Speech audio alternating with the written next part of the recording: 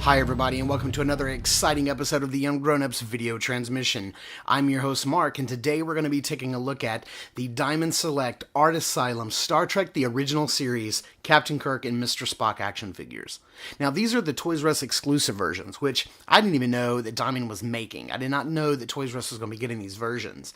I actually have both of these figures pre-ordered on their online exclusive versions from BigBadToyStore.com. I can't remember how much they cost, but they're around $22, $23, $24, something like that a piece. You can actually click below in the About section. You'll find a link for both of these figures, so you can pick them up yourself from BigBadToyStore.com. I found these at Toys R Us the other night, and they're significantly cheaper. They're $14.99 a piece, so they're about $10 cheaper. But what you'll notice is that they come with far fewer accessories. Mr. Spock here actually only comes with one set of legs, and he only comes with one set of hands. He also doesn't come with the Horta base or the cave in which the Horta was found. He also comes with an additional tricorder or scientific recorder device, one that's open and this one here is closed.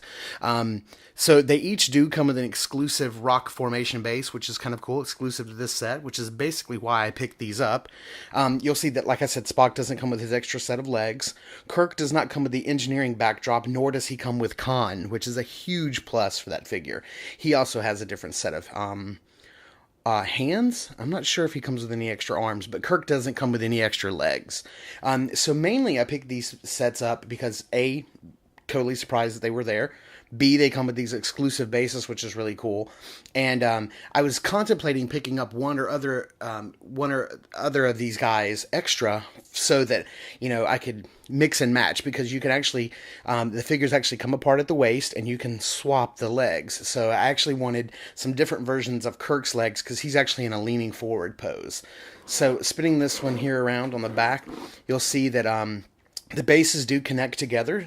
They just kind of fit together. They don't actually connect, so that you can make a little diorama, which is really cool. And the bio for both guys is kind of written up on each, on the same package, just because the backs are exactly the same. I do want to point out, if you were to pause the video and read this, it actually says half human and half Vulcan. Mr. Spock was the science officer. A little typo there.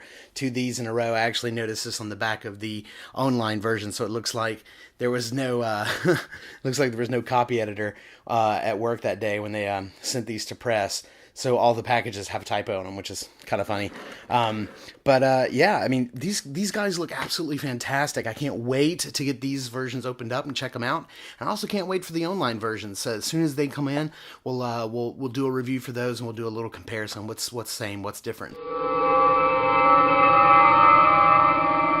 Okay, so as you can see here, we've got the figures opened up out of the package, and you can see what I'm talking about. They each come with their separate rock formation bases, but they just kind of slide together. I don't think that they fit together in any other sort of configuration. I've sort of tried about every way possible to sort of get them to fit together, and I only really can get them to fit like this. It does seem more like Kirk should be on this side and Spock should be over here. I don't know, it's just the way it kind of seems to me. But they do sort of fit. This is the base that comes with Spock, and this is the base that comes with Kirk. So Kirk does look a little funny, because he is sort of leaning forward in this weird position, but that is because he's not intended to sort of stand like this. He's actually leaning forward because he's actually attacking Khan with both hands, with his hands around a pipe, coming down to smash Khan from the old classic episode Space Seed. So that's sort of why he's in this leaning forward position. It looks really cool with the Khan base and the engineering room and whatever, but it just looks kind of weird on the rock base. So that's what's going on there. Of course, Spock looks great standing upright, and you actually can mix and match these bodies because the figures do come apart at the waist. They just snap apart, and you actually just get a little peg and a hole for it to fit in, and you can actually swap the two figures around.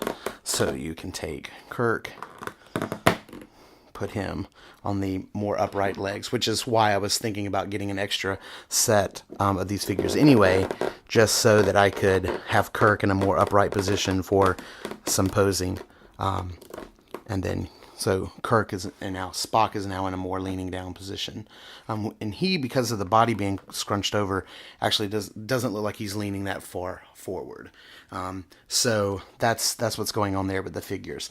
But also, and this is sort of a downfall with these cheaper figures from Toys R Us, is that the phasers are actually molded into their hands. Whereas on the other set, you get a set of hands that doesn't have the phaser, or the phaser's removable. I'm not sure, but these phasers are certainly not removable. They're actually sculpted into the hand. As far as the articulation goes, like we said, because of the way they snap apart, you do have full rotation at the waist. You've got like a pin socket, sort of like a ball joint almost, shoulder, swivel joint at the bicep, standard point of articulation at the elbow. But it's actually a really good point. As you can see, it almost looks double jointed because you can get in pretty far. And then a swivel at the wrist. Same thing on this side. Same exact articulation. So you can get some nice poses. And then the head is not on a ball joint. It's actually on sort of like a pin socket in there. So you can get pretty far up and down and 360 all the way around. For Spock, same thing. Pin socket at the arm. Swivel at the bicep.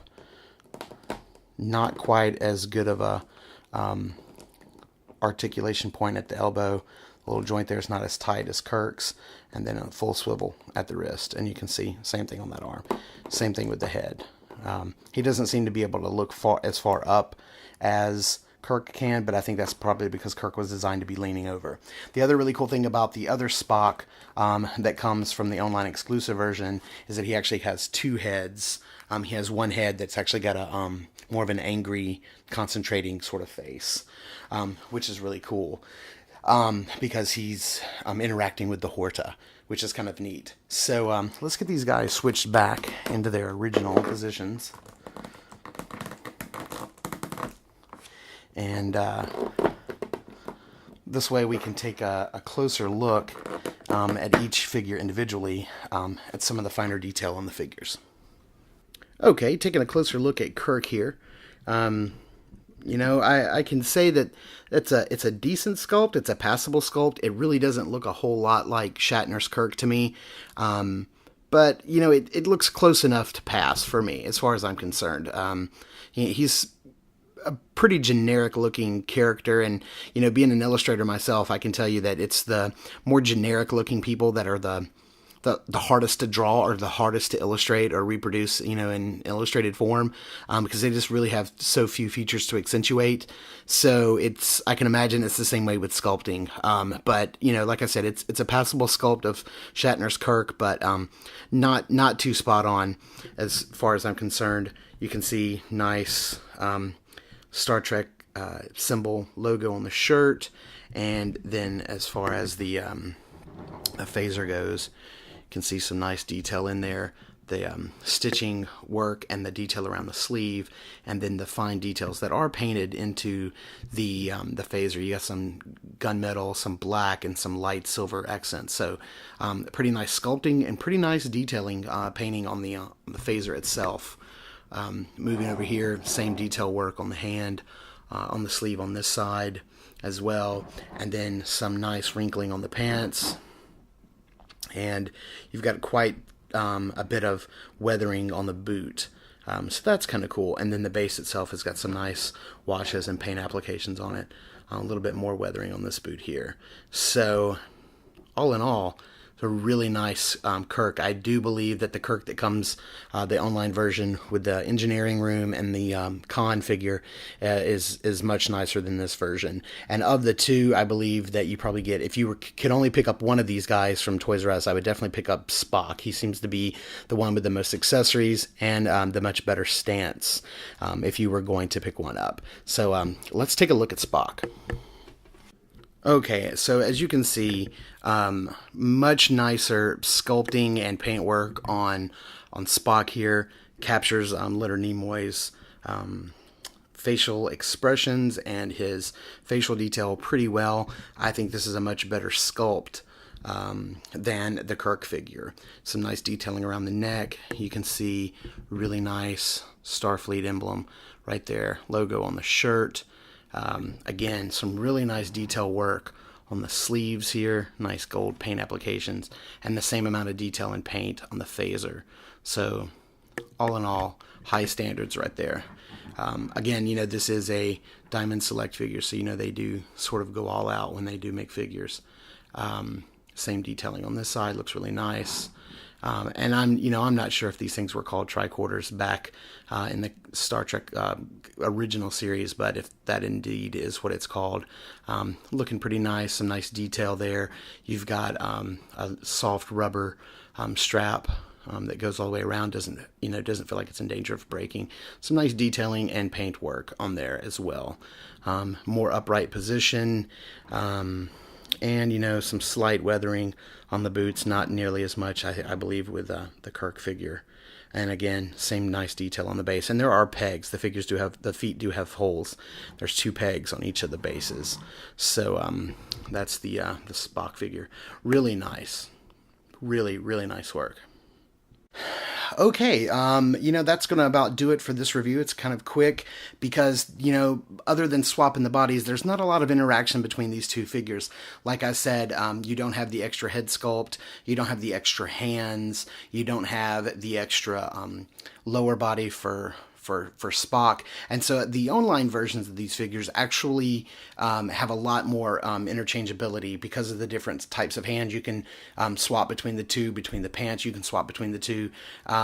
You can actually do a lot more of interacting between the two figures. And speaking of the pants, I have to say, with all the love and care that Diamond Select and Art Asylum put into these figures, thinking back to some of the other Diamond Select figures that have come out recently, their figures, they're known for great sculpting, great paint apps, great articulation, and that to me is the one thing I can't understand why they decided to go with these figures with non-articulated legs and feet. There's some quite a bit of really nice articulation in the upper bodies, and why they went with static legs, I absolutely don't know. The figures look fantastic in these poses. I forgot to mention how tall they stand. You can see them with the size of my hand. They do stand about 7 inches tall. Of course, Kirk's shorter because he's been over. But they're a little bit bigger than the 6-inch scale figures. But very, very, very nice figures. They're so nice, in fact, that I even went so far as to pick up these extra sets when I already have the larger, more elaborate, more expensive versions coming from Big Bad Toy Store, hopefully in the next couple of weeks. So, that's going to about do it, for this review. My recommendation will be, if you don't mind waiting for them to actually be released and can, swing the extra few bucks, I would actually wait for the online versions rather than picking these up. But it's certainly really nice to see these cheaper, less accessoried versions show up in toy stores, because that's absolutely fantastic. I think it's a great option, and kudos to Diamond Select and Toys R Us and Art Asylum for making these options available to to widen the base of customers who can collect these figures, because they're absolutely fantastic. Any sci-fi fan, any fan of the original show, any Star Trek fan should definitely pick these up. So that's going to do it for this review. As always, we're going to ask if you dug it to please like, comment, or subscribe, and be sure to join the conversation over at facebook.com/ungrownups, and check out our podcast, which is new every 2 weeks, over at ungrownups.com, or you can download it from iTunes. And so until next time, peace.